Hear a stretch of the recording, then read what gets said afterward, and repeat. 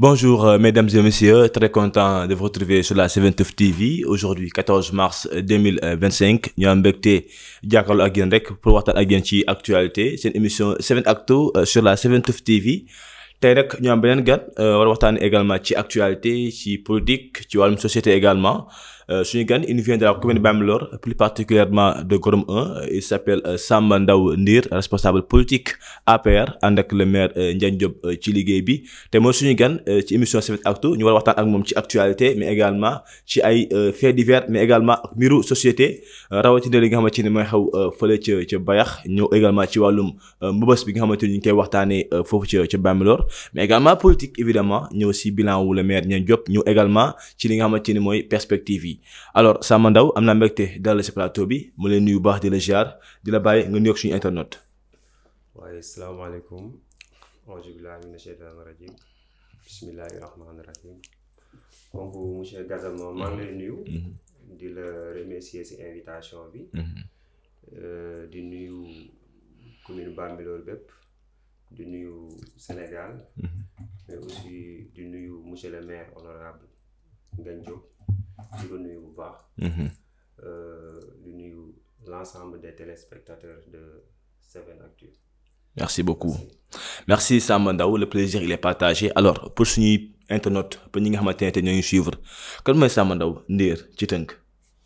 Bon, Samba Ndao Ndir c'est un jeune qui habite dans la commune de Bambilor, plus particulièrement à Gorom 1. Donc qui a fait ses débuts en politique en 2014 récemment.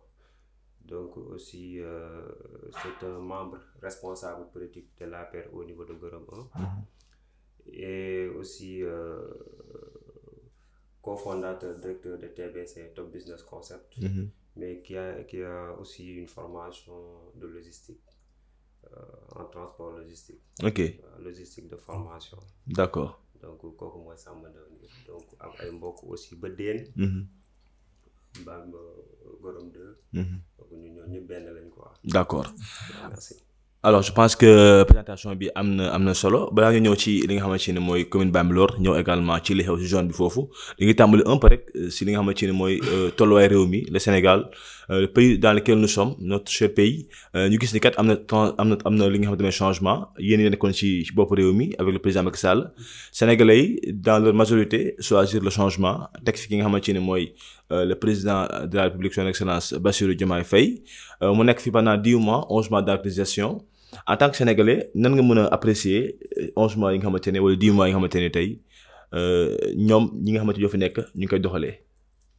waaw merci encore monsieur Gassama donc sa question bi am na solo trop parce que c'est une question qui interpelle par exemple tous les Sénégalais. Tout à fait. xool tolluwaay réew mi. parce que ñoo fi nekkoon c'est vrai Macky Sall avec un bilan à défendre aussi. donc ñi fi nekk aussi ñoo fi pendant 10 mois. donc tey jii am na luñ ci mën a wax par rapport à situation réew mi mais aussi daa am lu Olof Njaay di wax rek. ñun dañuy am yéene bu rafet. par rapport ak réew mi fan la jëm yéene bu rafet yéene bi niñ ko tënkee mooy comme li Olof Njaay di wax ne boo nekkee ci bateau. da ngay bëgg bateau bi mucc. ñëpp mucc donc ñun ci procédure boobu lañ nekk parce que on est des républicains. dañu bëgg Sénégal jëm ci kanam. dañu bëgg aussi Diomaye Faye réussir ci mission bi nga xamante ne moom lañ ko dénk. mun mission bu facile nag c'est pas une mission facile. faut le dire mais li ñu mën a jàng ci par rapport ak 10 mois yi. am na lu bëri lu ci sooxee. et puis tey jii des fois sax j'ai envie de rire bu ma déggee tey jii premier ministre bi di valoriser au niveau de l'Assemblée nationale. son bilan di ci vanté wu 10 mois parce que tamit 10 mois yi li ñu ci mën a enregistrer mooy ay régressement sur le plan économique des fois nga gis yenn organismes yi duñu jox ay notes. yoo xamante ne c'est des notes vraiment dégradantes mais. du ñu xaar sax ci organisme yooyu ñuy jox ay notes même la population lambda peut noter le Sénégal. fa mu toll woon ak léegi donc mën nañ ci am idée. que ne pour le moment le pays traverse une situation très difficile. du point de vue économique, parce qu'on voit qu'en ce moment, les recettes fiscales doivent diminuer, doivent baisser sur les taxes à l'import. De même que aussi le port autonome de Dakar aussi est en train de traverser une période très difficile, avec un régressement historique, on peut dire. Le port autonome de Dakar qui est en quelque sorte le poumon économique du pays, avec aussi un licenciement de 7000 cadres, de 7000 personnes qu'on entend tout le temps. Donc aussi, ce côté bobu aussi, dafa xaw a réew mi xaw na sooxe ci côté bobu. Donc loolu, à vrai dire, Macky Sall bàyyi ko woon nii réew mi fi mu toll nii. Donc tey jii si on arrive en ce moment à ces niveaux de développement, je pense que ça interpelle directement aussi les autorités qui sont là. Mais pour dire, la faute à qui?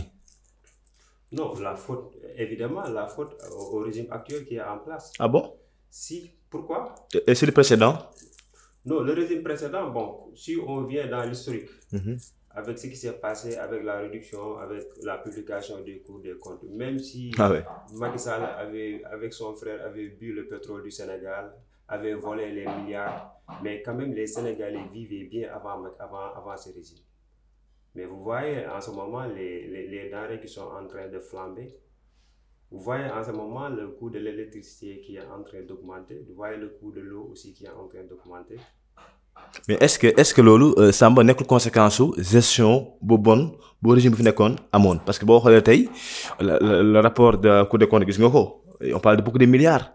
Là ñu ngi si wàllum réduction des comptes, gis nga am na responsable politique APR yu ñu jàpp pour le moment dinañ topp, même si sax dana leeragul, mais bëri na ay mbir yoo xamante ne day tax nit ñi jàpp ni dañaa sax-saxee xaalisu askan bi. Tout ça là pour yow, est-ce que yéen jàppale ni yéen a waral situation métti bi APR? Non, je ne le pense pas. Je ne le pense pas. Vous savez, en matière d'État, tout ce qui est dette, ça fait partie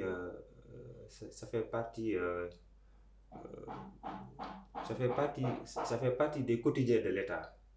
Ça fait partie aussi lépp li nga xamante ne dette la loolu dafa bokk ci mbirum état. Dans la mesure où tey jii nii aucun état ne peut pas se développer sans dette. Et je pense que Macky Sall l'a bien souligné, il a bien précisé que le pays peut-être que s'est endetté en construisant des infrastructures.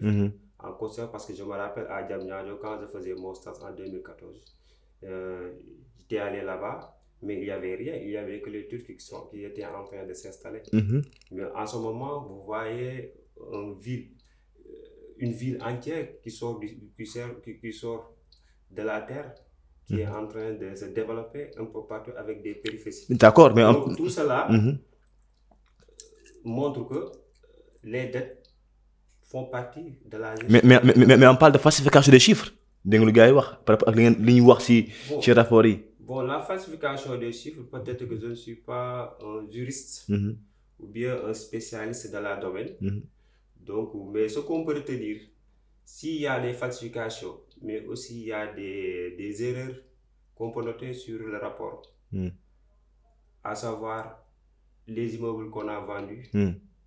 Vous savez, le PCA de l'entreprise qui s'occupe du patrimoine bâti de l'État, Monsieur Tin, je pense, a bel et bien expliqué que l'État n'a pas vendu ces immeubles. Mais pas de Cour des comptes, de politique, indépendant là, je pense. Non, c'est non. Cour des comptes, c'est pas bon. Non, c'est Cour de compte, peut-être que Cour de compte, moi, Cour de compte, je pense que il s'est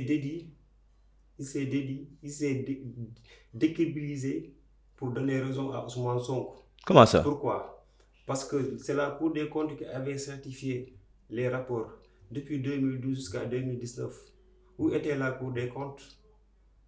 Et c'est cette même Cour des comptes-là qui vient aujourd'hui dire que tout ce qu'on avait fait, c'était basé dans le faux. Maintenant, c'est Ousmane Sonko qui a raison. Donc, c'est scandaleux. Donc, on a manipulé Cour des comptes. Bon, en ce que je sache, et ce qu'on a vu, Cour des comptes avait certifié tous les cours. Mën nañu wax olof en même temps pour ñu seetaan ñu mën déggaale français olof yi bu nekk jaxase en même temps. Waaw. Donc li ñu mën a wax mooy Cour des comptes avait certifié tous les comptes de l'État depuis 2019. Cour des comptes moo certifié compte état bi depuis 2012 jusqu'à 2019. oui ba 2023. Donc si cette même Cour des comptes là moo ñëw ne la ma doon def. baaxul. Pourquoi?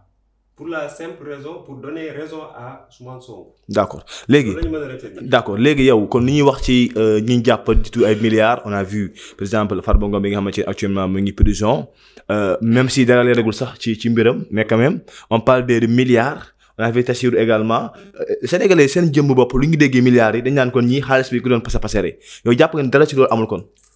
waaw parce que même moi sur la forme je ne suis pas d'accord. ah oui sur la forme oui. lu tax. parce que dafa am la nga xamante ne. il nous avait promis. il qui. le régime qui est là. le régime présent. oui. la rupture. sur le côté de la justice. avec la séparation des pouvoirs. tout à fait.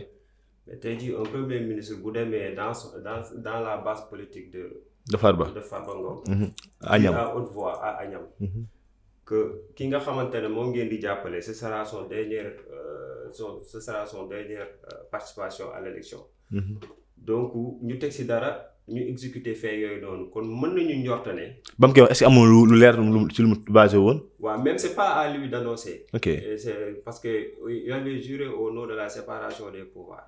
C'était pas à lui d'annoncer ces coups. Et deuxièmement li nga xamante ne justice bi aussi day dem ak ñaari boor. mooy tey jii nii li su bëri ñoom ñu su bëri dañ leen jàpp mais li ñu leen jàppe mooy. dañuy jàpp nit ku tëj ko ba pare dem uti ay charge des preuves. C'est le cas de Lat Diop, c'est le cas de Farba Ngom parce que Farba Ngom il est. non Farba Farba Ngom peut-être qu'il est à la queue de la chaîne. Il y a des gens qui ont fait cette ordonnance de décaissement. Et en ce moment, c'est des fonctionnaires qui sont là-bas. Pourquoi on les a pas pris? Non, mais enquête est en cours. Enquête est en cours. Mais ça ne devait pas commencer par Farba Ngom. D'accord.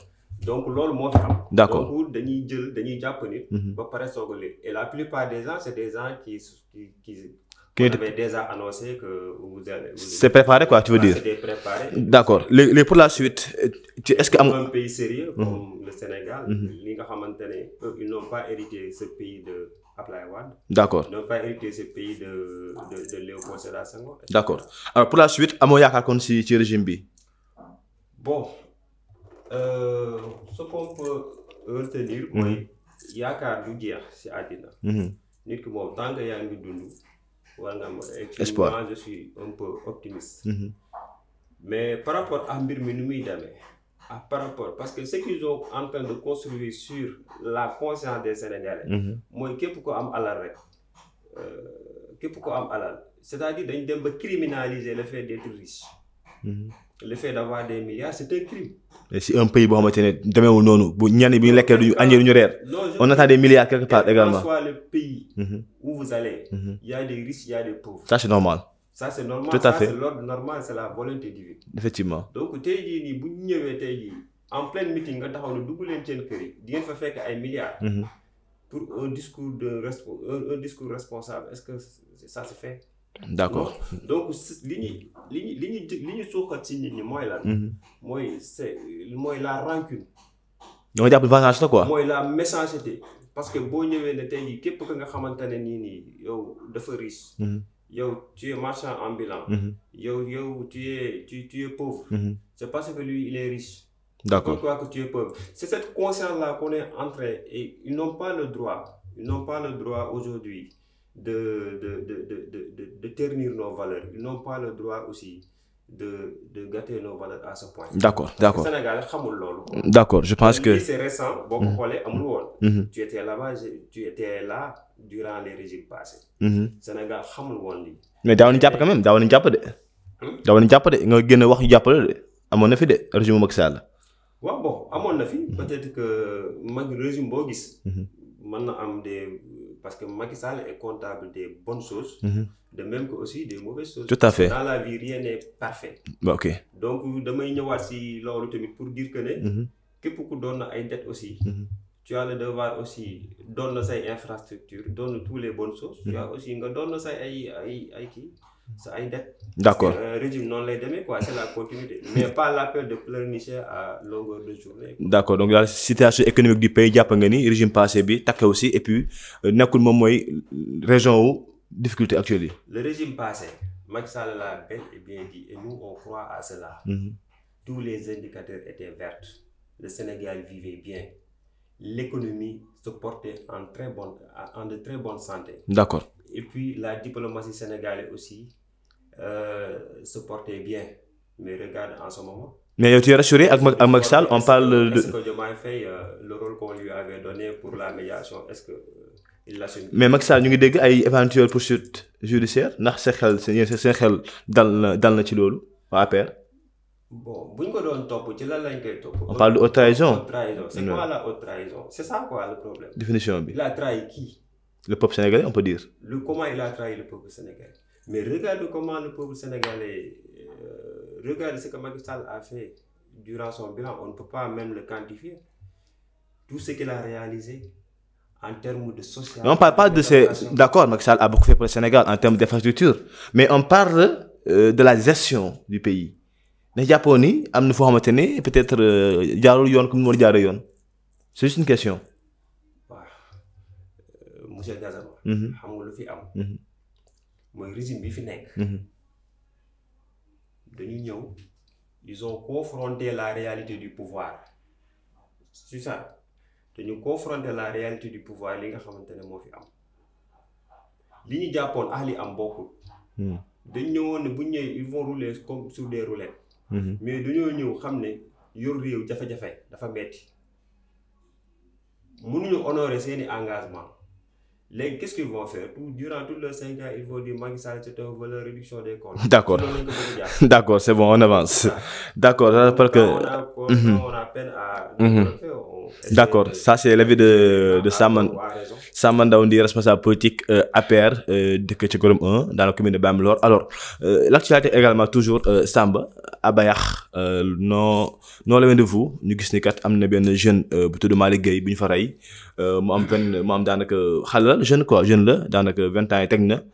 Alors il a été tué aux alentours de 20h donc dans le quartier Joola gi bu nekk foofu ca Bayax yow foofu soriwul la on parle à la suite d'une altercation noo jàngatee boobu situation yow mi nga xamante ne zone boobu peut-être xaw nga ko maîtriser.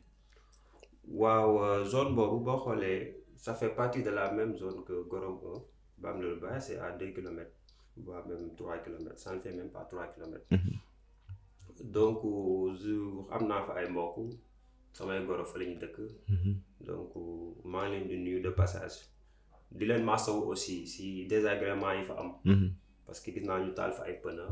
ils ont brûlé un peu partout. nga lakk ay kër sax d'ailleurs. ils ont interpellé aussi des jeunes. ya nga xamante ne jàppoon nañ leen. je ne sais pas ndax relaxé bàyyi nañ leen ou pas. mais aussi di leen masawu. mais ce qu'on peut retenir juste c'est que li fa jot a am ma amoon ci information bu ndaw. Moi, c'est des étrangers qui faisaient le travail. Le travail, peut-être que le vieux métier. Par exemple, c'est mon projet BIEP. Donc, la population du Bayax s'est levée pour combattre cela.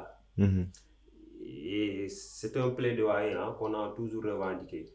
Mais peut-être que la population est au bout. Et aller à bout et ils ont commencé à. Étranger kese ñoo fa nekkul amul aussi ay sénégalaises. Pardon. ñiy def liggéey boobu. Est-ce qu'il y a pas de sénégalaises ou bien il y a que des étrangers? Bon, peut-être que je ne sais pas. Ok. Mais ce qu'on a vu, ce sont les étrangers qui ont accentué ce métier. D'accord. Et ils se sont déversés en masse à Bayax pour pratiquer ce vieux métier. Donc la population de Bayax, peut-être en toute responsabilité ou pas, veulent préserver aussi leur environnement et leur village. D'accord. Et ils se sont levés contre ces étrangers.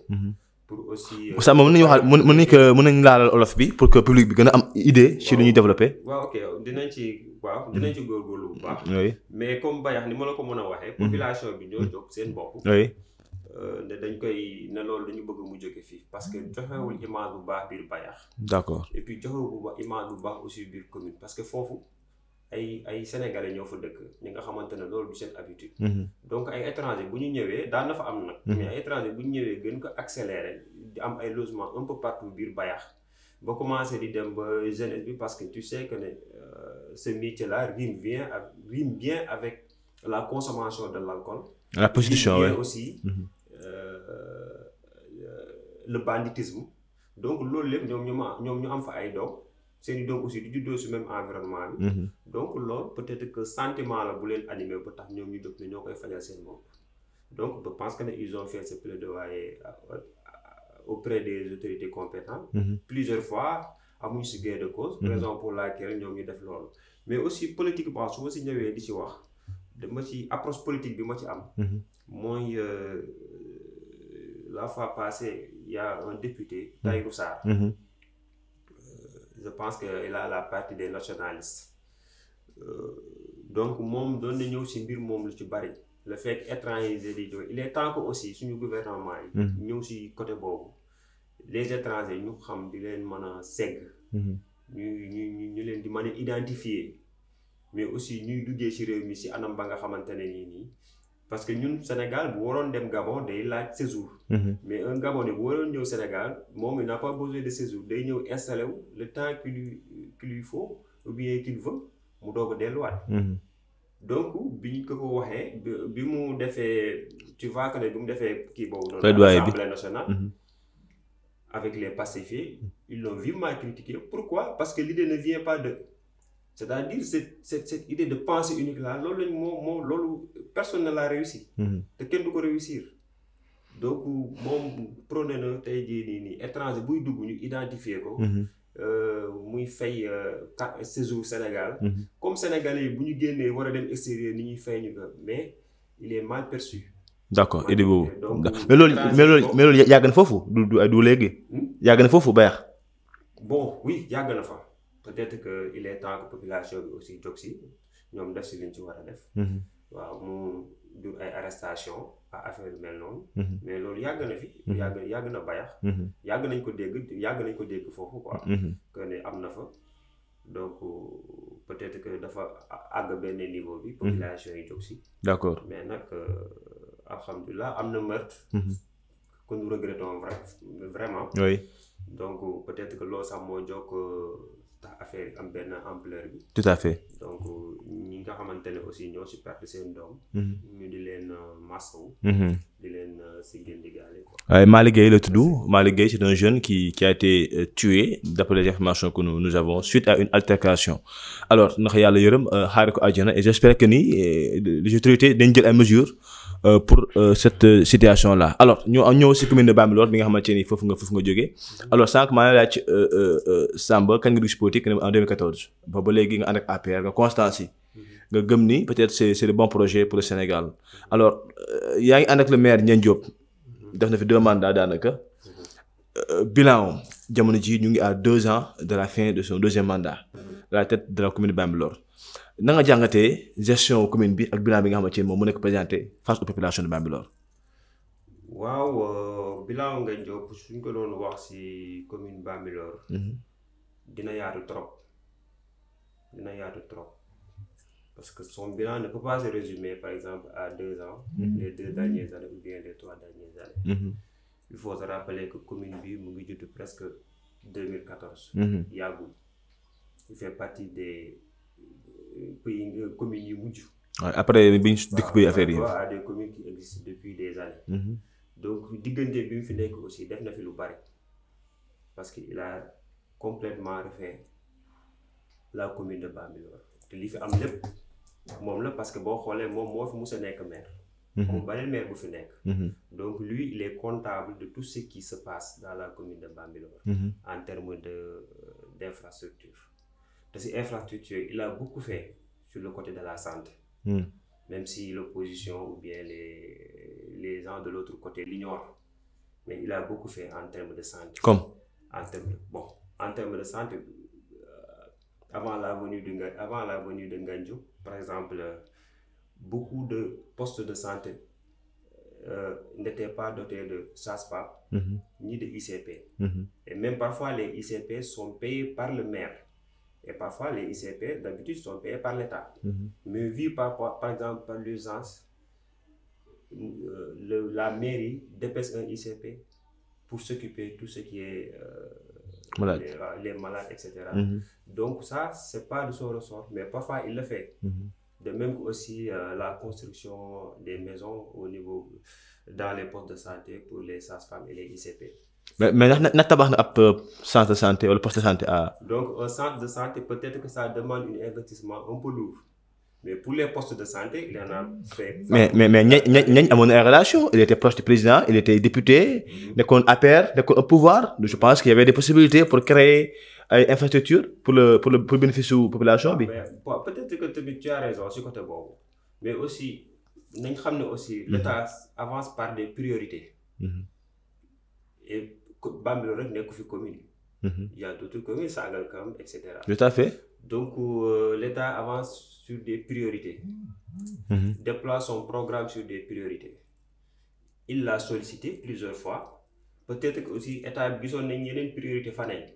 Mais sollicité na ko. De même que boo xoolee PUDC de même que boo xoolee aussi Promoville bi depuis 2014 ba léegi mu ngi ciy daw.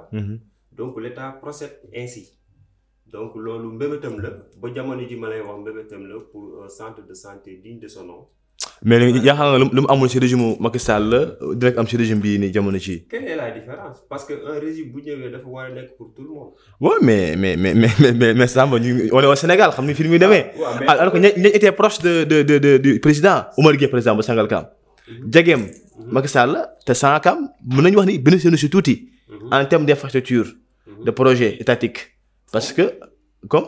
Sangalkam commune Sangalkam laa wax. man Oumar Gueye. ba ma nekkee ci mairie bi. nekk également ministre. Sangalkam quand je parle Sangalkam je parle de la commune. xaw na bénéficié wu ci proximité ak le régime. dama lay wax la nga xamante ne nii. appartenance du moins. dafa am spécificité. par rapport ak ñi ngay wax noonu. peut-être que ñoom bénéficié wu nañ seen proximité. oui. mais Promoville bi bu ñëwee c'est parce que à cause de la proximité bi mu am ak influence am ak crédibilité bi mu am par rapport à statut bi mu am. mu fexe ba parce que commune yu bëri nañ. loolu c'est bien on encourage. Deuxièmement, on félicite. Il y a beaucoup d'infrastructures, je ne parle pas d'infrastructures même, mais des adductions d'eau. yi nga xamante ne def na ko. oui comme yi nga xamante ne def na ko yi nga xamante ne comme Kagnak. sur fonds propres je veux dire. de même que aussi des routes. Entre Nofla et Ndiakhate Pël même qui sont en train d'être faites. Mais la route Bambilor là foofu tamit boobu ba léegi Samba ba léegi fu di ay gërëm Bambilor dugg Gorom bi. Bambilor. mooy marché Bambilor si boppam ba fa dugg. pour dugg Gorom foofu. C'est fait. waaw mais je dis ça tardé quoi. waaw bon pourtant on l'avait fait mais dafa yàquwaat. ok defaroon nañ boo xoolee bi mooy 3e fois mais peut-être que cette fois-ci.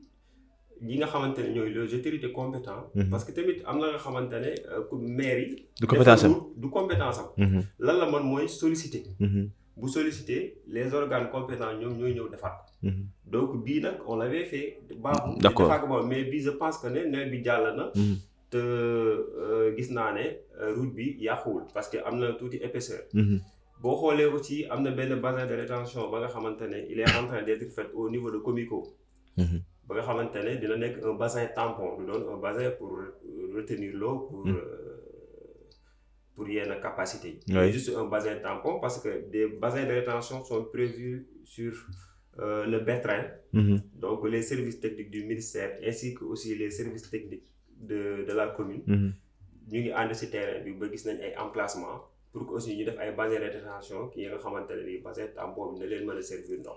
pour que aussi Bambilor mën a désengorger ko ci côté inondation et tout ça quoi. D'accord. donc yooyu donc boo déggee ma wax la mooy la plupart des infrastructures muy route. muy adduction d'eau comme ndox courant bi nga xamante ne mu ngi dugg Ndiakhate Pël. yooyu maire moo ko def sur fonds propres. D'accord. alors que la plupart état yu ci bëri moo koy def. côté éducation également parce que moi je n'arrive pas à comprendre invité naa fi opposition Bambilor bi ñu bëri ñëw nañ fii nee nañ ma Bambilor amagul lycée de cette dimension là. lycée ba fa nekk boo xoolee dafa jege ak école primaire je pense. oui donc loolu aussi c'est une demande. mais aussi nañ xam ne nguur gañ jeexagul. Ah, mais attends, Samba. Niang def mandat 5 ans. Non, Pare falaat ko encore. ça devrait être fait. Oui. Mais aussi gis naa ne demande la ba nga xamante ni ñu ngi koy demander tout le temps. La fois passée même j'en ai parlé avec un de ses ingénieurs, je pense. Donc mu xamal ma ci lu bëri. Par rapport ak fi mu toll. Déjà su ma juumulee ñoom doon am nañu emplacement bi. Mais peut-être que financement bi bon peut-être que maire war na jël ay propres moyens commencer ko. État fekk si ko si. Là je suis d'accord. Moom mu commencer ko état et je pense que ne bientôt ça fait partie des projets yi nga xamante ne moom sumb na ko si jamono ji may wax ak yow. Mu nekk nag la nga xamante ne lu leer. D'accord. Donc peut-être que dans quelques jours ou bien dans quelques temps dinañ gis ñu lancer projet boobu. Éducation lan la def exactement. waaw éducation li mu ci def bari na. Comme. Parce que moi j'étais étudiant. Comme tout le monde. Samay génération aussi ñu ngi may dégg. def na ci lu bari. mu commencé que d'abord avec les étudiants. boo xoolee maire yu si bëri. du ñu fayal seeni parce que loolu bokku si ay. compétence am. mais il le fait. tey jii sax des fois j'ai envie. mais parfois booy casse de man j'ai été interpellé daaw la xaw ma. non vous savez. amical bi dañu doon casse de. non vous savez. même nii sax récemment nii. non xam nga la nga xamante ne yow waru la. yow nga di ko def pendant des années. xam nga lu si war a topp. jaajëf. mais vous savez que le maire avec cette conjoncture économique durant 3 ans yi nga xamante ne le Sénégal est rythmé par des élections. par benn irrégularité. maire yi mën nañu bañ a am ressources yu ñu amoon dans le temps. parce que dans le temps ñun ñuy waxaa yow maire bi moo ñu daan utal logement fayal étudiants yi seeni bourse ba pare jox leen de quoi vivre benn maire kese laa am gis mu koy def muy ngeen jóg gisaatuma ko boo amee tamit man gisuma ko. muy def lan muy jàppale étudiants yi. jàppale étudiants yi. dina fayal. di leen fayal bourse. Ah mais loolu am na fenn Samba. non je veux dire. attention damay wax mën na am fan dama ne gisuma ko. mën na di leen fayal bourse loger nourrir. excuse-moi. oui allez-y. donc loolu dama ne. lu jafe la. ku koy def nag te du say prérogative. nga di ko def pour lan pour que sa askan bañ a tumuraanke biir Dakar. pour que étudiants yi bañ a tumuraanke mais aussi pour que nga am ay cadres de demain. di ko def pendant des années nag. donc bu ñu demee ba benn période aussi la commune peut traverser des situations des tensions de trésorerie. nga xam te ne du ko mën a honorer. mais la sa war mooy am reconnaissance ak jaajëf. d'accord loolu da see war a am. d'accord mais tabaxul dara école wala. j'ai envie de rire des étudiants yi nga xamante ne dañuy bind si net bi sax. ngañ incompétent ngañ kii alors que boo xoolee kooku. mais ñenn ñi nañ joxul peut-être éducation. importance bu nganda. bon loolu man gëmuma loolu. d'accord parce que li ma la limal nii ne moo koy def. te ñëw ma si primaire bi parce que peut-être maîtriser wu ma ko. d'accord mais man li ma dund laa la mën wax. d'accord alors donc je me rappelle dañ daan toog ba mu yàgg mu envoyé ñu camion ceeb. camion def ay 2 tonnes. loolu yàgg na li ngay wax nii. non lu yàggul. 2014 2015. non bi ma nekk yàggul. bref d'accord dans le cadre sportif là également foofu tamit Samba qu'est-ce qui a été fait parce que stade Bambilor ba léegi on n'arrive pas à l'utiliser li bloqué boobu projet. bon stade Bambilor bi c'est une demande aussi si yi nga xamante ne ñu ngi koy. demande bëgg na de Samba. bon. première qui est à son second mandat. mais vous savez c'est des projets yi nga xamante ne peut-être kii bu muy am. waaw financement bi muy am. est-ce que mairie antal na ko. mais attends mais Ndiagne il fait des voyages partout mu des partenaires yi jàppale ko. waaw déviation en train d'être faite. oui peut-être que amagul partenaires yooyu. boobu léegi. mais ñaata communes ñoo fi nekk amuñu stade. mais les autorités ñi nga xamante ne mooy gouvernement bi. sollicité nañ leen. mais Samba man mënul comprendre. mën naa comprendre tey jii nii. moom mu defar stade. mais ressources yi muy laaj. pour nga defar stade parce que stade yombul. mais Samba nga xam Ndiagne était puissant pour ne pas dire puissant. puissant c'est bon côté quoi. mais financièrement ou bien. oui mais parce que am na cër amoon na cër. boo nee influence am et cetera. oui mais quand bâtir un stade bala nga jël war a tabax tali yenn tali goudron yi benn des trucs comme ça loolu. mënu ko woon commune mënu ko. d'accord léegi bu ñëwee ci foncier bi foofu la ñuy jeexalee. Samba on parle beaucoup de foncier chez vous à Bambilor. Le foncier encore et encore. là également pour yow lu explique loolu est-ce que tamit jotul ngeen moytu leen li mel. non moytu mënu ci am parce que moytu xamu tax man la mun ci am. parce que la nga xamante ne commune de Malika mucc si. la nga xamante ne aussi commune de Tivaouane Peulh mucc si. Sangalkam cette démographie galopante là. cette urbanisation galopante. bi nga xamante ne mu ngi accéléré de jour en jour. di jël ay pas de géant. oui donc loolu moo dal commune de Bambilor. donc c'est éminent. d'accord am na la nga xamante ne nii ñi ñoo soxlaa dëkkuwaay.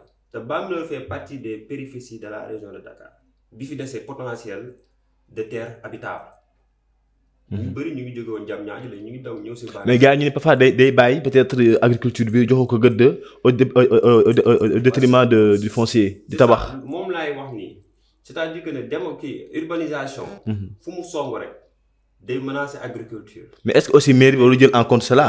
bàyyi xel également l'aspect agricole. c'est ce que je suis en train d'expliquer. ok urbanisation bu ñëwee si benn dëkk. ba mu song benn dëkk. day menacer agriculture. en même temps aussi day menacer écosystème bi. muy environnement bi. oui que on a l'approche qu'on doit préserver. effectivement pour son rayonnement. et son attraction. donc yooyu yëpp bu ñëwee mënoo ci dara nit ñi dañuy dëkk mais ce que je suis d'accord mooy ça doit être encadré. ça doit être libellé dans un plan d'urbanisme détaillé. dans un PUD. ba nga xamante ne dinañ mën a identifier zone habitable yi. dinañ mën a identifier zones yi nga xamante ne mën nañ ko réserver à l'agriculture ou bien des réservoirs d'eau. c'est-à-dire que yooyu yëpp ça doit être encadré. surtout qu'on est au niveau de la zone des Niayes. waaw surtout donc loolu mën naa ci d'accord. d'accord parce que j'ai une fois participé à un atelier. de la SIGA ou bien boo nga xamante ne dañ doon def ay réflexions. par rapport à la cadre de vie. comment faire pour associer les habitations et l'agriculture. Ça se passe dans certains pays comme le Maroc. Oui. Tu habites par là et tu cultives à côté. Donc on est obligé peut-être de changer la donne. Oui. Voir comment faire pour associer. D'accord. Mais ce qu'il faut retenir est que la commune de Bambilor en ce moment est menacée par le phénomène d'urbanisation.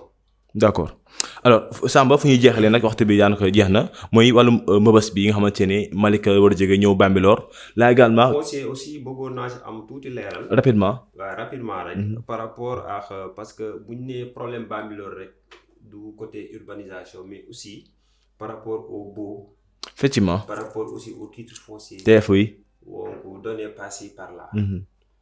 mais li ma gis ñi nga xamante ne nos adversaires politiques. ñi nga xamante ne ils étaient dans l'opposition. Pastef. dañ ko doon utiliser. ci campagne bi. oui allez-y. dañ ko doon utiliser ci campagne bi. te ñu bëri dañ doon wax ne ngañ moo associé ak état bi. pour joxe ay titres fonciers.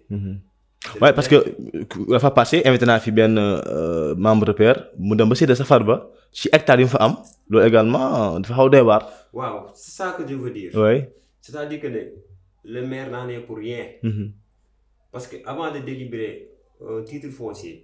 il doit y avoir l'approbation du maire. ou bien autorisation autorisation. doit tenir informé. mais tey jii nii y a des baux ya nga xamante ne. def nañ ko ci dans sa commune à son insu. ah bon. si. ok à son insu donc yu ci bëri. parce que bi ci mujj mooy sa mbéy bi nga xamante ne mooy les 22 hectares. te dina coow lu métti ah. mais dégg nga ci lu nekk. ay nit ñi ay leaders politiques. Pastef ak ñeneen ñu bokk faneen de tout bord génn def ay points de presse ne sa ngañ qui est en complicité avec ces gens-là et cetera et pourtant il l'a défendu même à l'Assemblée nationale. d'accord les vidéos sont là vidéo yaa ngi fi. d'accord ngañ problème mu foncier wu Bambilor défendre na ko. mais Ousmane Sonko à plusieurs fois. Ousmane Sonko interpellé leen lors de la dernière campagne. lu mu leen wax. donc nee na commune Bambilor dañu ko càmbar côté foncier bi. man loolu laa daal zone boobu yëpp la wax quoi zone bi yëpp. càmbar moom dafa baax ci réew. càmbar lu baax la ci réew réduction des comptes lu baax ci réew. mais règlement de compte baaxul ci réew. d'accord mbëbës bi loolu aussi gis nañ gars yi bari ci kaas. ne soxla ñu ko Bambilor yow li sa position ci boobu sujet. bon Mbëbës li ma ci mën a wax mooy tout d'abord kon li ma la waxoon rek. li amoon ci boo yi. moo amaat fii dañ doon ñëw teg ay boo sans pour autant aviser maire ku si nekk ne maam moom fii alors que moom amul information bi. peut-être que service technique yi ñoo ko doon def. mais c'est le cas de même de Mbëbës ni nga ko dégg nii. moom peut-être que dina si ñëw. mais ni si communiqué ñu dégg ko parce que on l'entend pas. moo tax man la man du ma ko jiitu si ay waxam. mais peut-être que dina si ñëw mais en tout état de cause. si un projet de ce type-là d'une telle envergure doit être installé dans la commune de Bambilor, il doit y avoir un programme inclusif des populations, les informer, voir leur avis même sur la faisabilité et tout ça. Mais si toutefois que tey ji validé nañ ko alors que confisqué wuñu avis population yi. loolu day xaw a jafe day indi jiixi jaax. D'accord. donc man mën naa comprendre man personnellement je peux l'accepter. mais hypothèse réfutable bi nga xamante ne man mën naa ko joxe mooy. si ils veulent reproduire ce même dépotoir d'ordures qui est à Mbëbës à Bambilor, moi je suis catégoriquement contre. D'accord. Un dépotoir d'ordures à ciel ouvert qui menace l'environnement avec la pollution et tout ça, nous on n'a pas besoin de ce type de dépotoir d'ordures. Mais si par exemple c'est